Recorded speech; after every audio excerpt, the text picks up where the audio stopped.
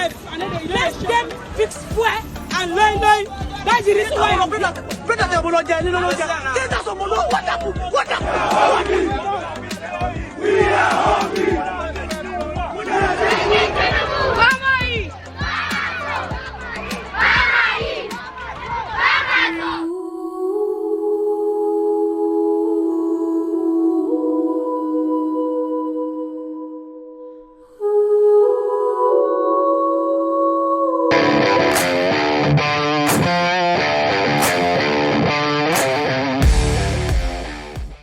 Is there tribalism in these protests? No. And I'll tell you why it's no. Okay. The Southwest, those who are championing these protests, some of them are Southwesterners. The Southwest is a place where people engage you intellectually. You can be in the same family and you have the last-born opposing the firstborn in intellectual discussion. And this president came to power. He lost Lagos State. That's a protest. He lost Osun State. That's a protest. So his ascendancy to presidency is not because the Southwest supported him fully. And some of those who voted against him, they still believe he is not competent to do the job. And they will express their opinion. Mr. Sowore was a presidential candidate. He had his own program which he wanted Nigeria to go through if he had won. So there is no tribalism in it. So let us dimension the issues that our country is facing. Now today, I have told you before, and I'll continue to say it, the constitutional arrangement of Nigeria is the challenge. The economy of our nation, you have in the exclusive list, how many things are there? In the concurrent list, how many things are there? Then the residual list. When FAC allocation is divided, the amount that goes to the federal and the amount that goes to the state, now that the local government has been delivered by the Supreme Court from the shackles of the state government. How come we only interrogate the federal government? They will tell you today that, food is very costly. But nobody says that. But the land that we have in Nigeria is not in the hand of federal government by Land Use Act. It's in the hand of the state. Agriculture is supposed to be done at the state level and the local government level. If every state governor engages in aggressive agroeconomy, things imported will be costly, but things we can produce locally will be cheap. And we can produce yam locally. You know, before I came to the studio, I watched a particular network where somebody was quoted that 100 tubers of yam is now 1 million. And they are blaming it on federal government. I said, how can you blame federal government for 100 tubers of yam being 1 million? If we have engaged in aggressive commercial agriculture in our nation, at the level of the state, remember, the Land Use Act gave land to the state. The governors of the 36 states of our federation, they are trustees of land in those 36 states, and their trusteeship, they don't have any accountability to anybody. You see, those are the things that I want those who want to protest to start interrogating. All right, let me... I went to a school where protest is part of our life. I went to Ife, and I stayed 4 years in our hall. I grew up understanding protests. And I knew the protests we did in school that gave us results. And I knew the protests we did in school that we use it to buy time. People use it to buy time because they were not ready for exam. So anytime they are not ready for exam, they say, okay, let us go and protest. Ile Lodu. So that Ile Lodu means we have to go home, buy time for 2 or 3 weeks so that we can prepare well and come and face these lecturers. So I understand the psychology of protest. At least to the level of my own exposure to it. because there are different levels. Maybe Mr. Sowore, he was a head of it at a higher level, but at the level I participated, I understand it. Barrister, let's speak to Mr. Sowore on this matter, because some Nigerians are pained in the fact that we talk a lot about politicians, but we don't talk about those who aid and abet the so-called corruption that we speak about. Many allude to the fact that these atrocities cannot be committed without the cooperation and the collusion of civil servants who actually are, part of labor. And we also talk about the role of Nigerians themselves. Aren't they actually culpable in the leadership spectrum or the situation on hand? Some Nigerians, government is not the one putting exorbitant prices, maybe for transportation, hijacking prices and placing, we should be our brother's keeper. But you find out that when you come down to the brass tacks, you find out most Nigerians actually, like the place where we are. A lot of Nigerians, rather, instead of finding a way to cooperate and help each other, find out that, everybody is likes their comfort zone as long as it benefits them. So does that narrative that we deserve the leaders we get, come to play here? Well, it might be true or applicable in some circumstance, but I want to pick this up on the basis of responsibility. The reason in a society we elect people or appoint people to positions is because we want to hold them accountable for when things go wrong. If you live in a society where there's high level of crime, and instead of blaming the police chief, you are blaming the pickpockets, you are not helping matters. Because it's the job of the police to prevent crime when they are well paid and kitted and equipped for it. So, and this takes me to his argument about tubers of yam. The reason why you see the price of yam is high in the country is beyond just people being lazy. Because there are people who engage in commercial farms across the country. But insecurity, for instance, has killed a lot of farmers in Borno State. The insecurity occasioned by herdsmen in Benue State, which is a food basket of the country, has reduced their capacity to produce yams, as you're talking about. So the responsibility of government is such that people are giving fertilizers to give to farmers, they sell it. Who do you blame? Is it the farmer who is not getting the fertilizers, or the middleman who helps divert it? It's the people in government, because they do it. What is the biggest problem facing Nigeria today, Lagos and Abuja? Fuel scarcity. Are you going to blame yourself as the driver of a car for having to go through fuel scarcity, or the guys who are importing it, which is the government in this case? So if you don't put the blames in the right places, you get the narrative wrong. My brother was talking about the students were fighting for extension of exam period. Do you know why? Because I was a student president at University of Lagos. Do you know why students always fight for this? A lot of our lecturers, professors in the 90s, and I know they do that more now, will not come to class.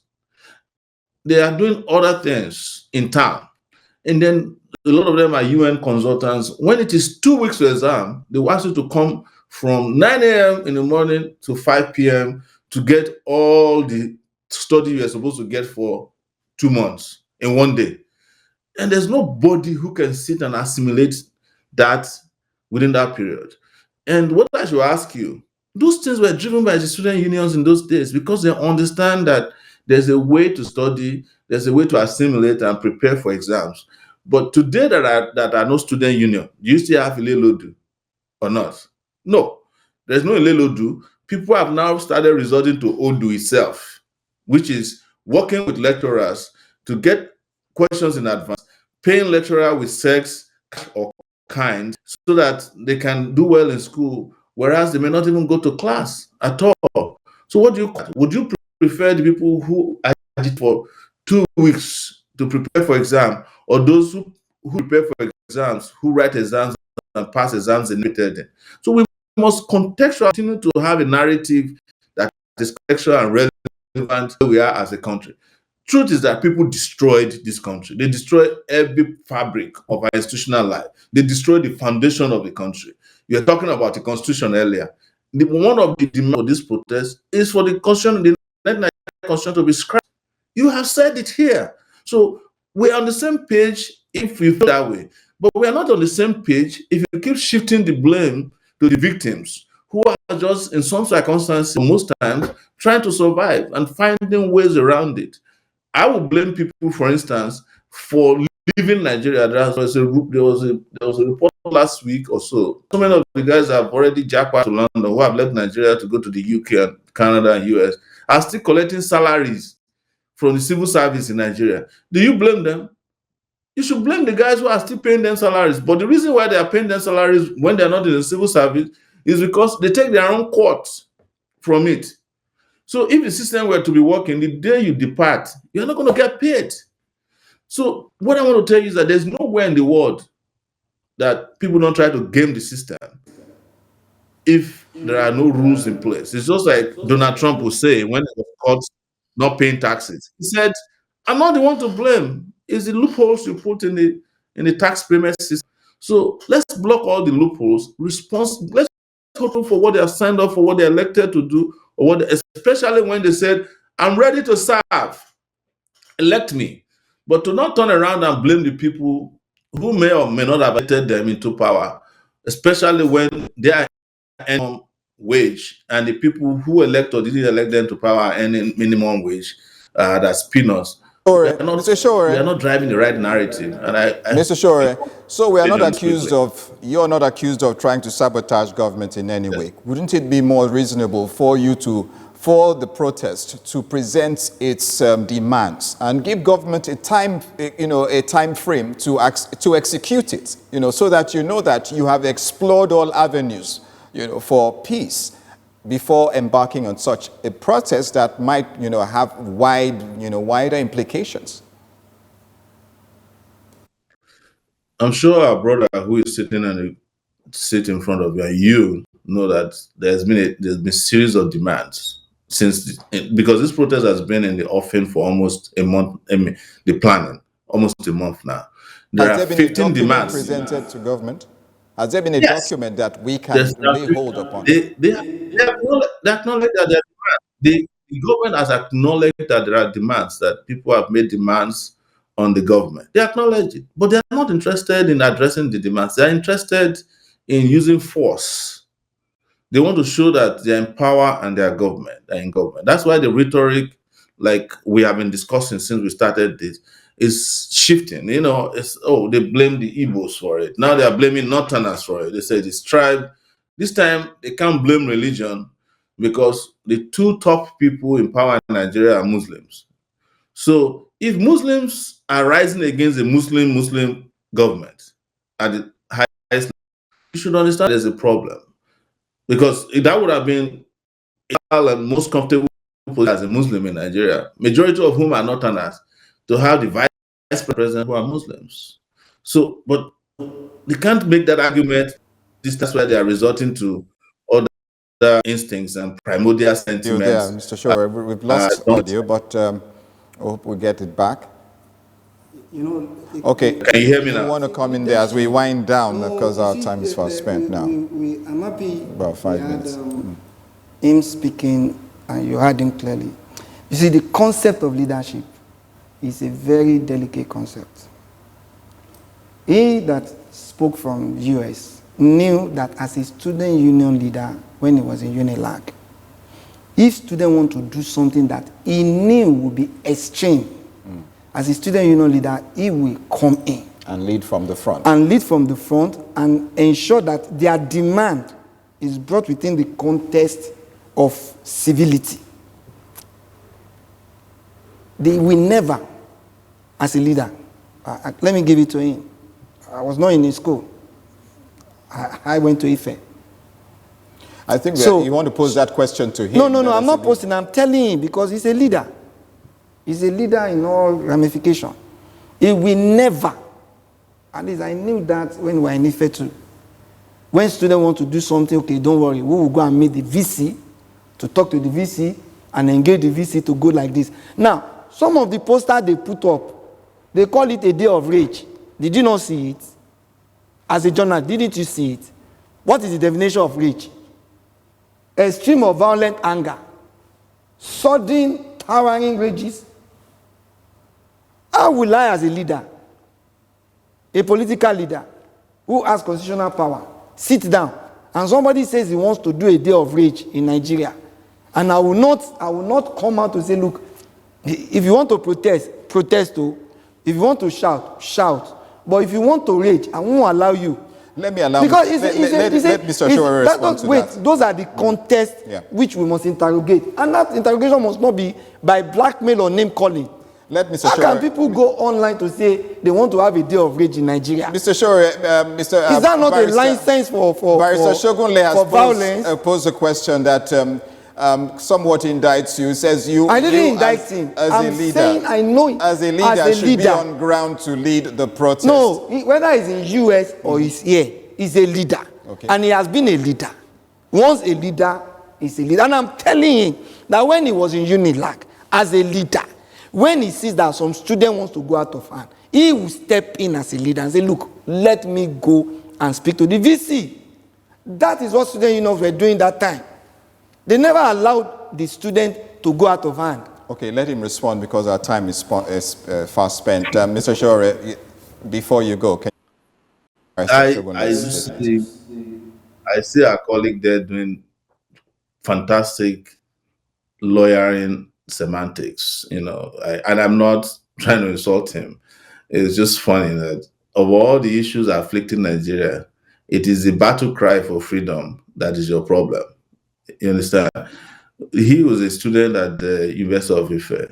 That was one school I wish I went to when I was, as an activist, because of the activism there. The person who is the lawyer to take it back today was the former president of Omoyele University. That's Ebun Adeborowa. He's a senior advocate of Nigeria now. So you think Ebu would accept to be a lawyer to an illegal organization?